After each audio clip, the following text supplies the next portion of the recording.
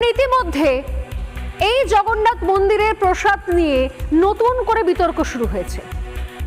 কারণ এই গোটা প্রসাদ পর্ব যেভাবে সেই প্রসাদগুলো দেওয়া হচ্ছে, বিলি বন্টনের ব্যবস্থা করা হয়েছে এবং তাতে যে পরিমাণ খরচ হচ্ছে, সেই খরচ দেখলে লজ্জা পাবে তাবর তাবর কোম্পানিও, প্রাইভেট কোম্পানিও।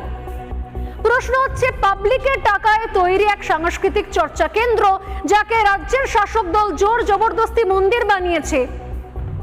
শুধু তাই নয়, সেখানেও প্রসাদ বিলিকে কেন্দ্র করে এমন এক সুচারু পরিকল্পনা তৈরি করা হয়েছে যাতে পাবলিকের টাকাই চলে যাচ্ছে কোটি কোটি। এ কেমন ব্যবস্থা, এ কেমন ভক্তি? আজকে সোজাসুজি স্বর্ণালী থেকে আমি সোজাসুজি প্রশ্ন তুলবো। আমি স্বর্ণালী সরকার। দীঘায় এই জগন্নাথ মন্দির